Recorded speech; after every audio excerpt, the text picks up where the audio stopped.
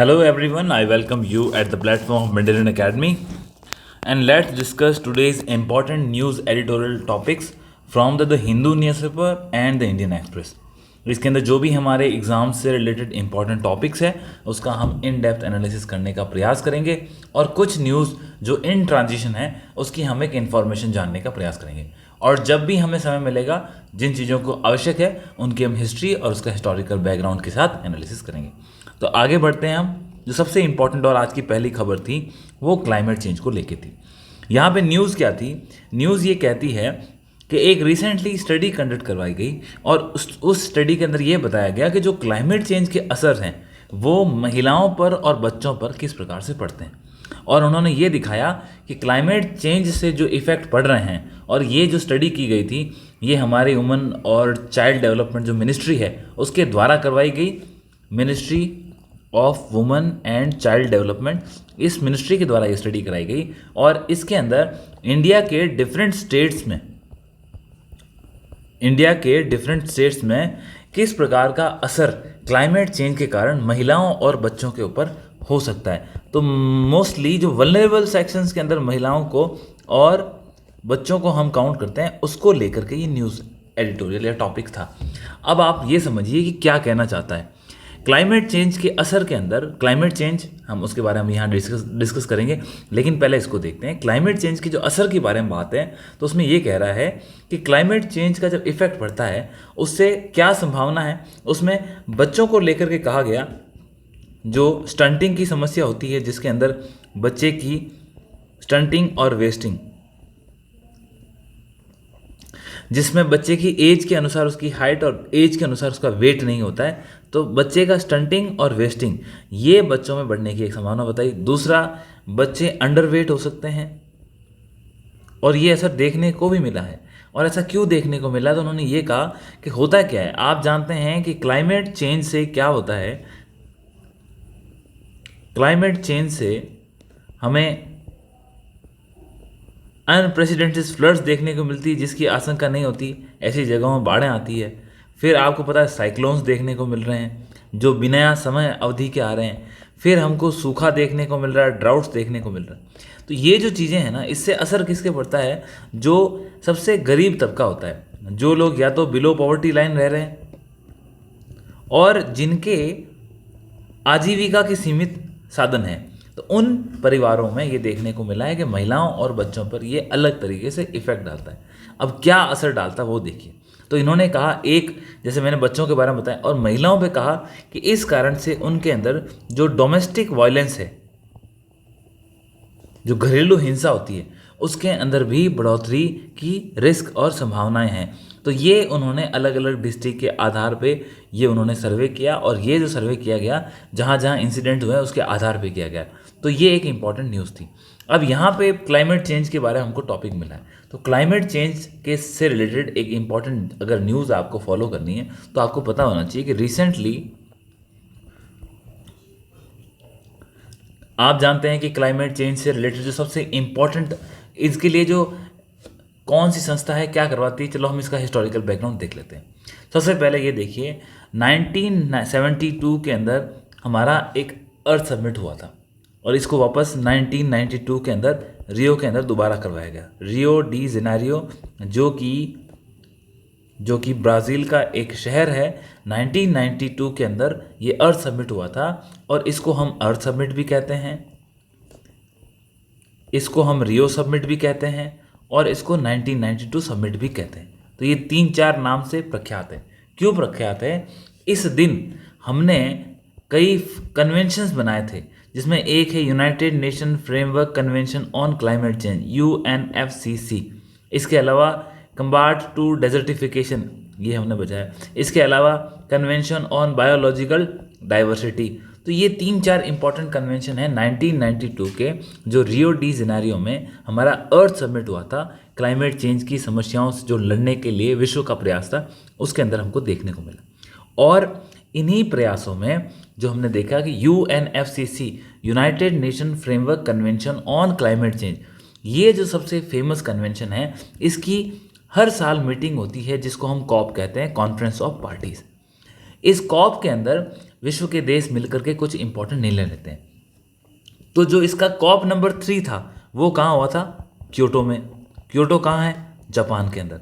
तो क्योटो के अंदर इन्होंने एक प्रयास किया कि हम क्या करते हैं, इन्होंने क्योटो प्रोटोकॉल अडेप्ट किए। तो अगर सवाल आ जाए क्योटो प्रोटोकॉल किससे जुड़ा है, तो ये क्लाइमेट चेंज या फिर UNFCCC framework convention on climate change से जुड़ा हुआ है। क्योटो प्रोटोकॉल के अंदर इन्होंने लीगली बाइंड किया किसको? डेवलप कंट्री को, कि आपको क्या करने हैं, जो आपके इमिशन के टारगेट हैं उसको, जो आपसे ग्रीन हाउस गैसेस का इमिशन हो रहा है, जिससे क्या हो रहा है, वातावरण के अंदर तापमान बढ़ रहा है।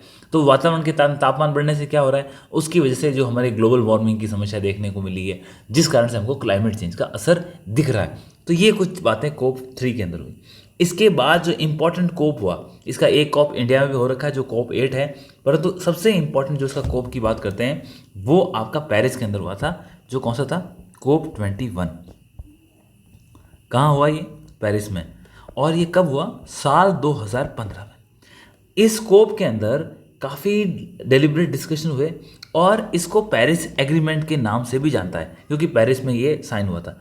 जो UNFCCC का जो पेरिस का एग्रीमेंट था, उसके अंदर इन्होंने जो कंट्रीज़ इकट्ठा हुई थी, उन कंट्रीज़ ने ये डिसाइड किया कि हम क्या करेंगे, जो विश्व का तापमान है, जो ग्लोबल टेम्परेचर है, उस तापमान को हम 1.5 डिग्री सेल्सियस तक लिमिट करने का प्रयास करेंगे। और उसको हम 2 डिग्री सेल्सियस, किस लेवल से? जब हमारा औद्योगिकरण हुआ था, इंडस्ट्रियल टाइम था, उस समय से लेकर के इतना उससे हम 1.5 डिग्री सेल्सियस ऊपर तापमान को नहीं बढ़ने देंगे और 2 डिग्री तक 100% रोकेंगे। ये इसे निकल के आया। इसी के साथ क्लाइमेट फाइनेंस की चीज़ें भी यहाँ निकल के आई। ये बातें हो गई। अब इसके बाद आपको रिसेंटली जो 3 कोप हुए वो पता होना चाहिए। एक हुआ कोप 26, ये कहाँ पे हुआ था? ये हुआ था आपके ग्लासगो में। ग्लासगो कहाँ पे है? स्कॉटलैंड, यानी कि आपका जो यूनाइटेड किंगडम है इसकी टेरिटरी के अंदर आता है। फिर हुआ आपका कोप 27, जो कहाँ पे हुआ? फेमस था शर्म अल शेख। ये कहाँ पे है? तो ये इजिप्ट का एक इम्पॉर्टेंट शहर है, यहाँ हुआ। और फिर हुआ आपका कोप 28। तो कोप 28 कहाँ है? आपको पता होना चाहिए कि ये रिसेंटली ही कंक्लूड हुआ और एग्ज़ाम में इससे सवाल आने की एक प्रबल संभावना है। तो कोप 28 कहाँ हुआ? ये हुआ था दुबई में। इसको लेकर के काफ़ी विरोध भी हुआ। और विरोध क्यों हुआ? कि आप जानते हैं कि जो कोप 28 ये किस लिए है? ये क्लाइमेट चेंज से लड़ने के लिए। और आप इसको करवा कहाँ रहे हो? दुबई में। और वहाँ आपको जानते हैं कि दुबई के अंदर, मतलब जो कंट्री है ये, इसमें ऑयल एक्सप्लोरेशन का काम काफ़ी होता है। और जो तेल निकालना है वो ये माना जाता है कि क्लाइमेट चेंज में एक इम्पॉर्टेंट फैक्टर है, जिस वजह से हमारा तापमान बढ़ रहा है। तो इसको लेकर काफ़ी पर्यावरणविदों ने विरोध किया था, लेकिन ये हेल्ड हुआ। यहाँ पे कोप 28 के प्रोविज़न है, उसकी हमें जानकारी होनी चाहिए। तो ये जो चीज़ें हैं ना, इसके प्रोविज़न वगैरह, उसमें जो पार्टिसिपेशन था इंडिया की तरफ से, एग्ज़ाम में आने की पूरी संभावना है। तो इसको हम जब भी हमारा नेक्स्ट क्लाइमेट से रिलेटेड जो भी टॉपिक आएगा वहाँ कवर करने का प्रयास करेंगे। लेकिन क्लाइमेट से रिलेटेड जो इंपॉर्टेंट 1992 का रियो डी जेनेरियो का अर्थ समिट, उससे निकलने वाली संस्थाएँ आपको पता होनी चाहिए। तो ये यहाँ पर हमने क्लाइमेट चेंज से किस प्रकार महिलाओं और बच्चों पर असर होता है हमने कवर किया। नेक्स्ट, आज ही के पेपर की अपनी जो न्यूज़ थी द हिंदू में, वो क्या था कि आप जानते हैं जो अरावली है, अरावली का एक्सटेंशन कहाँ है? गुजरात, जो खेड़ब्रह्मा से चल कर के आपके रायसीना हिल्स है दिल्ली, वहाँ तक, जो कि गुजरात से राजस्थान, राजस्थान से होते हुए हरियाणा का एरिया टच करती है और कहाँ पहुँचती है? आपके दिल्ली में उसका अंत होता है। तो यहाँ पर ये खबर दिखाई गई है कि जो नेशनल कैपिटल के आसपास का एक हरित क्षेत्र है, वो किसका है? वो अरावली का ही क्षेत्र है। लेकिन आप जानते हैं कि अरावली बहुत पुरानी माउंटेन है। इसको लगभग 1500 मिलियन ईयर्स ओल्ड माउंटेन है और रेजिड्यू माउंटेन है, क्योंकि इसके अंदर घर्षण वगैरह से इसकी जो हाइट है वो धीरे धीरे घटी है। तो अरावली एक ओल्ड माउंटेन है। इस माउंटेन सीरीज़ में वहाँ पे क्या हो रहा है, दिल्ली के आसपास, जैसे आप जानते हैं कि शहर बढ़ता है, तो वहाँ पे क्या है, लैंड को लेकर के, ज़मीन को लेकर कब्जे की गतिविधियाँ बढ़ती है। तो दिल्ली में ये बताया गया कि उसके आसपास जो ये रिज बनती है लास्ट की, किसकी? अरावली की, वहाँ पे इंक्रोचमेंट काफ़ी हैवी है। जो ज़मीन है उसका विभिन्न क्षेत्रों के हिसाब से इस्तेमाल किया जा रहा है और ये सारी की सारी चीज़ें दिल्ली और NCR क्षेत्र के लिए खराब है। अब ये चीज़ें किसने बताई? ये एक सेंट्रल एम्पावर कमेटी बनाई गई थी, उसने ये सुप्रीम कोर्ट में ये चीज़ें बताई। तो सुप्रीम कोर्ट में ऑलरेडी इस मैटर पे एक केस चल रहा है। जैसे ही केस का आउटकम आएगा उस दिन हम इसको डिटेल में डिस्कस कर लेंगे। लेकिन अरावली से संबंधित कुछ समस्याओं का, जैसे अंदर माइनिंग है, इंक्रोचमेंट है, ज़मीन का अधिग्रहण है, लोगों के द्वारा कब्जा है, ये चीज़ें आपको समझना है। उससे क्या वाइल्ड लाइफ वगैरह चीज़ें इफेक्ट होती है। अब आते हैं एक इम्पॉर्टेंट न्यूज़, वो ये थी कि एक स्टडी की गई। ये स्टडी कहाँ की गई? यूएसए के अंदर की गई। और इस स्टडी में ये पाया गया, ये स्टडी 30 साल का अध्ययन करके ये बताया गया कि जो अल्ट्रा प्रोसेस फूड होते हैं वो व्यक्ति की जो उसका जीवन यापन करने का समय होता है उसमें कमी करते हैं। अब आप बोलोगे कि सर अल्ट्रा प्रोसेस फूड्स क्या होते हैं, तो आपके लिए जानकारी के लिए मैंने आपके लिए ये रखा। अल्ट्रा प्रोसेस फूड वो होते हैं जो हमारा रॉ मटेरियल होता है, उस रॉ मटेरियल को आप रिफाइन करके, उसको आप उसमें ऑयल इंग्रेडिएंट्स ऐड करके उसको एक प्रोसेस फूड बनाते हो, और वो प्रोसेस फूड रिच होता है किसमें? कोलेस्ट्रॉल में, फैट में। उसको हम अल्ट्रा प्रोसेस फूड कहते हैं। इसमें आप जैसे चॉकलेट्स हैं, आप देख सकते हैं, तो चॉकलेट्स किस में आती है? ये आपकी अल्ट्रा प्रोसेस फूड है, देख लिया आपने यहाँ पे। इसके अलावा जैसे केक हैं, केक के ऊपर, उसके बाद आपका प्रोसेस मीट्स हैं। इसके अलावा जैसे जो हमारी जो भी शेक्स होते हैं जिसके अंदर मिल्क के साथ क्रीम वगैरह ऐड की जाती है, वो हो गया। इंस्टेंट सूप्स हो गए, आइसक्रीम्स हो गई। फिर आपकी जो ब्रेड बनती है लार्ज क्वांटिटी में, जो चिकन्स के नगेट्स हैं, शुगर फ्रीजीज हैं, आप ये देख सकते हैं, सीरियल्स हैं, सीरियल्स के बार्स हो गए। तो ये कुछ चीज़ें हैं, pizzas and all these things. तो ये सारी की सारी चीज़ें क्या है? ये अल्ट्रा प्रोसेस फूड है। यहाँ पे क्या दिखाया गया है कि इससे हमें ये देखने को मिला है कि इन जो कि वर्तमान में आपने देखा, जैसे हमने एक दिन चर्चा की थी जिसमें हमने बताया कि अमेरिकनाइजेशन,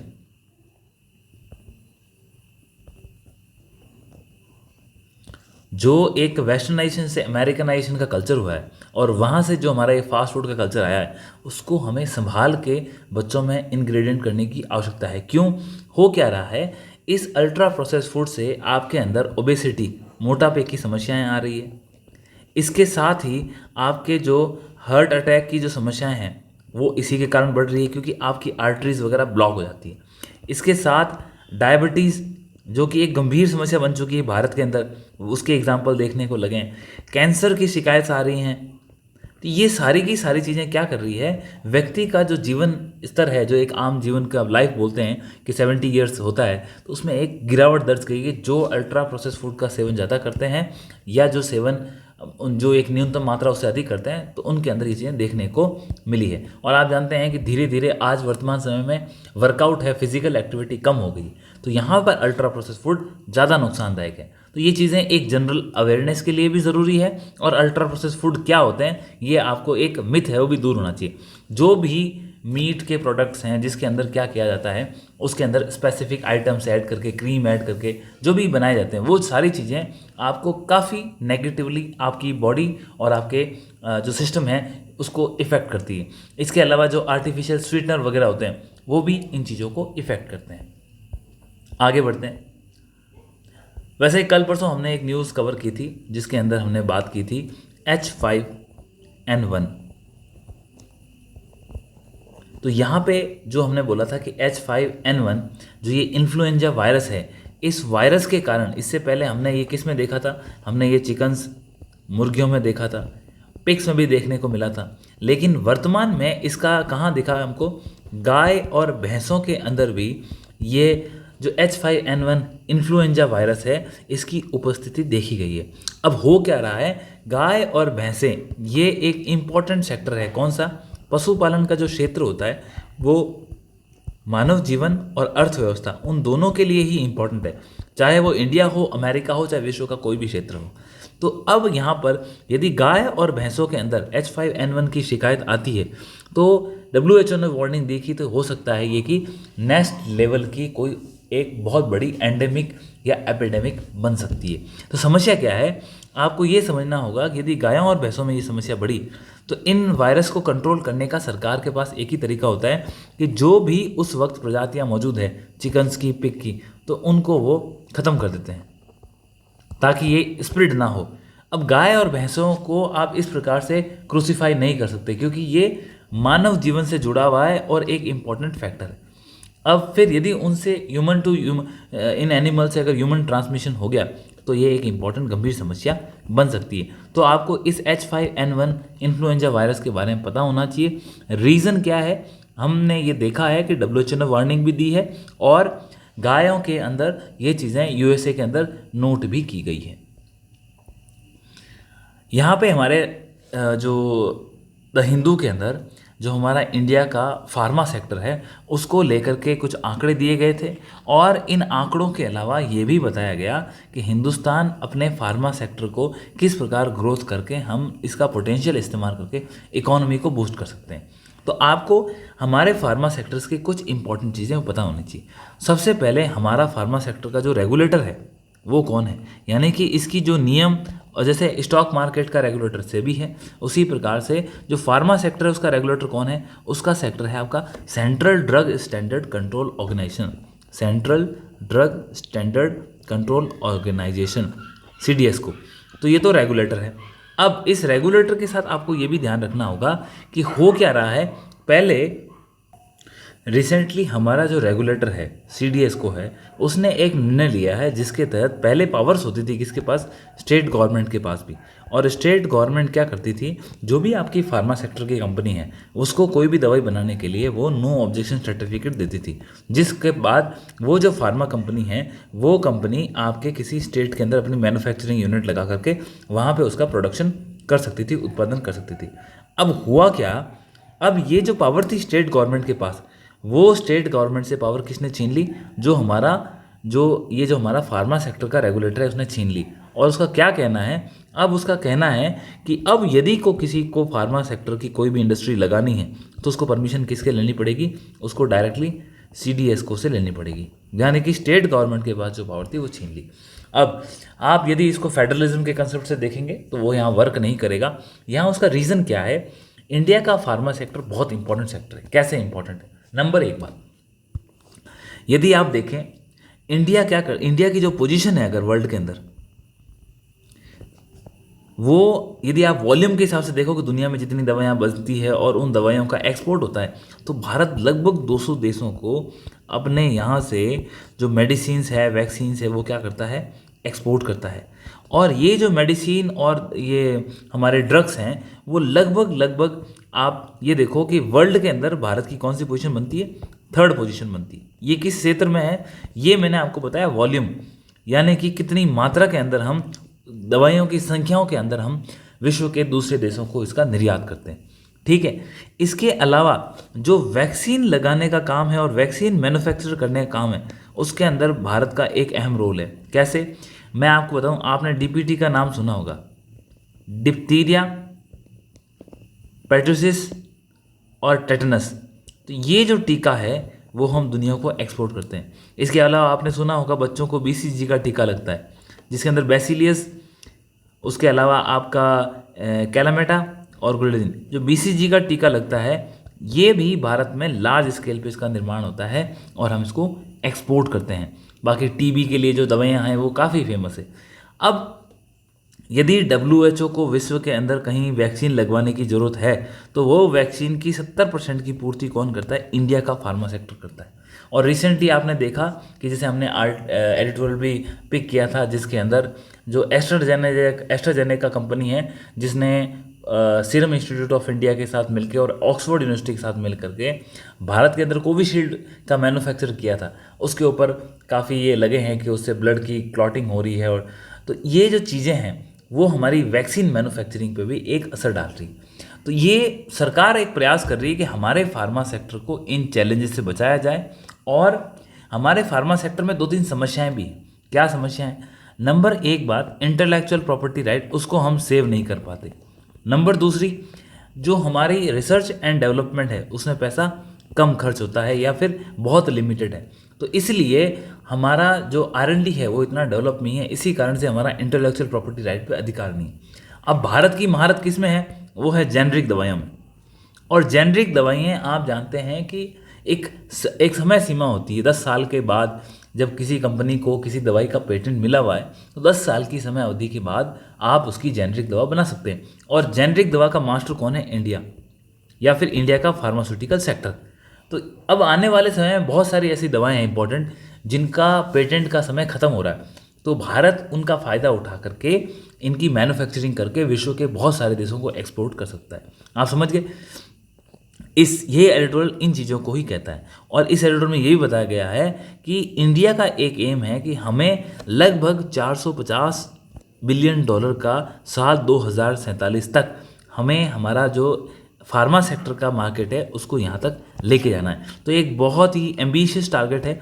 इन सारी चीज़ों की पूर्ति करने के लिए ही भारत सरकार ने ये जो परमिशन है मैन्युफैक्चरिंग की वो अपने पास ली है, और इसका असर ये होगा, आप ये सोचिए, क्योंकि क्वालिटी को इंश्योर करना भी बहुत ज़रूरी है, क्योंकि वर्तमान समय में क्वालिटी ऑफ फार्मा, क्वालिटी कैसी है दवाइयों की, उसके ऊपर काफ़ी चर्चा चल रही है। रिसेंटली आपने अगर न्यूज़ देखी हो तो अफ्रीका कॉन्टिनेंट के अंदर 16 बच्चों की डेथ हो गई थी, और ये बच्चों की डेथ क्यों हुई कि जो उनको इंजेक्शंस लगाए गए थे वो एक्सपायरी डेट के थे। तो ये जो चीज़ें हैं ना, ये क्वालिटी का एक बहुत बड़ा क्रिटिकल इशू रहता है। इस कारण से इंडियन गवर्नमेंट नहीं चाहती कि हमारा इतना इंपॉर्टेंट सेक्टर किसी प्रकार से इंटरनेशनल उसके अंदर मार्केटिंग में फंस जाए। और जैसे आप जानते हैं कि अमेरिका का जो ये ड्रग रेगुलेटर है वो काफ़ी स्ट्रिक्ट है, हमारी कई मैन्युफैक्चरिंग यूनिट को वो बैन भी करता है। तो इस कारण से सरकार ने ये एक्शन लिया है। इसके बाद एक जो हमारे इसके बारे में जो लोकसभा के इलेक्शंस चल रहे हैं, इस इलेक्शन में जैसे आप जानते हैं कि 4th फेज़ का इलेक्शन ख़त्म हो चुका है। इसके अंदर कोई व्यक्ति या कोई इंडिविजुअल कैंडिडेट कितनी जगह से कंटेस्ट कर सकता है इलेक्शन, इसके बारे में था। तो आपको सबसे पहले रेफरेंस देखना है कि इसका हमको रेफरेंस कहाँ मिलता है। तो representation of people's act, representation of people's act जो हमारा RPA एक्ट है ये 1951 का है। इसके अंदर मेंशन था कि एक व्यक्ति कितनी जगह से अपना इलेक्शन लड़ सकता है। रिप्रेजेंटेशन ऑफ पीपल एक्ट ये आपको अलाउ करता है कि कोई भी कैंडिडेट 2 कॉन्स्टिट्यूएंसी से इलेक्शंस लड़ सकता है, परंतु लड़ने के बाद उसमें किसी एक कॉन्स्टिट्यूएंसी से, अगर वो दोनों ही कॉन्स्टिट्यूएंसी जीत जाता है तो उसको किसी एक कॉन्स्टिट्यूएंसी से उसे अपना पद से इस्तीफा देना होगा, सिर्फ एक ही उस पद पे वो रह सकता है। तो ये तो हमारा RPA एक्ट है जो इसके बारे में चर्चा करता है। अब इसके अलावा आपको ये भी जानना होगा कि अब इसके लिए कौन कौन से कैंडिडेट हैं जो एलिजिबल हैं, या फिर मिनिमम एज कितनी है, हमें मौका है तो हम देख लेते हैं। यदि आपको मेंबर ऑफ पार्लियामेंट बनना है या मेंबर ऑफ लेजिस्लेटिव असेंबली बनना है, इसके लिए जो हमारी मिनिमम एज की रिक्वायरमेंट है वो है 25 ईयर्स। यदि आपको राज्यसभा के लिए मेंबर ऑफ पार्लियामेंट के लिए कोशिश करनी है, या फिर आपके स्टेट के अंदर लेजिस्लेटिव असेंबली के अगर आपका लेजिस्लेटिव काउंसिल भी है तो वहाँ के लिए आपको कम से कम जो मिनिमम एज है वो 30 ईयर्स चाहिए। ये आपके लोकसभा के सदस्य बनने या राज्यसभा के सदस्य बनने, और इसके अलावा जो आपका मेंबर ऑफ लेजिस्लेटिव असेंबली और लेजिस्लेटिव काउंसिल, इनके लिए जो एक एज निर्धारित है वो आपने देख ली। अच्छा, इसके अलावा एक चीज़ ध्यान रखिए, कौन से ऐसे ग्राउंड है जिन ग्राउंड के आधार पर कैंडिडेट को डिसक्वालीफाइड किया जा सकता है। डिसक्वालीफाइड में आप सबसे पहले तो आप ये देखिए, यदि कोई व्यक्ति, आपको सबसे पहले ये समझना चाहिए, यदि कोई व्यक्ति अगर जिसका उसने कोई भी ऑफिस ऑफ प्रॉफिट का पद होल्ड किया है, तो दूसरा वो व्यक्ति अगर अनसाउंड माइंड का है, तीसरा अनसाउंड माइंड के अलावा यदि किसी कोर्ट से उसको इंसॉल्वेंट डिक्लेयर कर दिया गया है,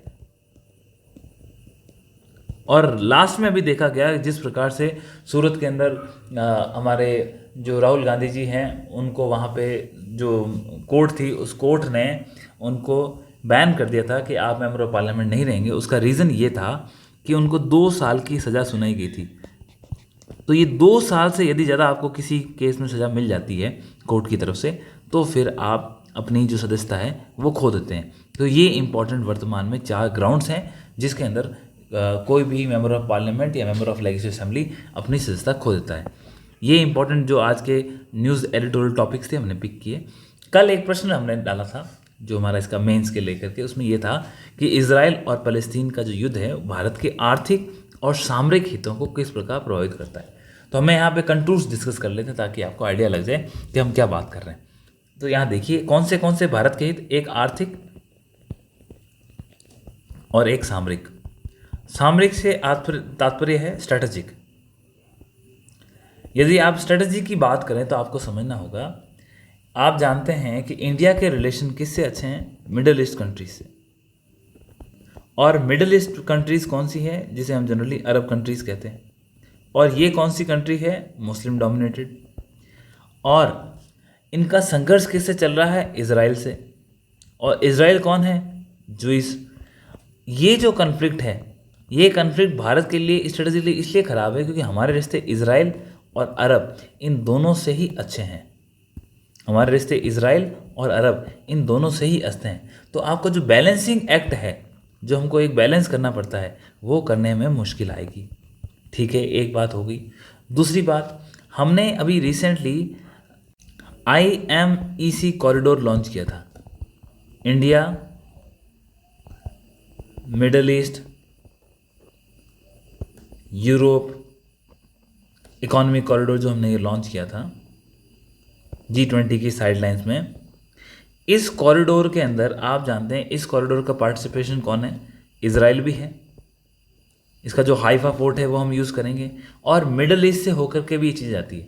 तो स्ट्रेटेजिकली ये जो हमारा एक इम्पॉर्टेंट ट्रेड रूट था वो भी इज़राइल और फ़लस्तीन के वॉर से इफेक्ट हो रहा है। मैंने 2 एग्जाम्पल दी।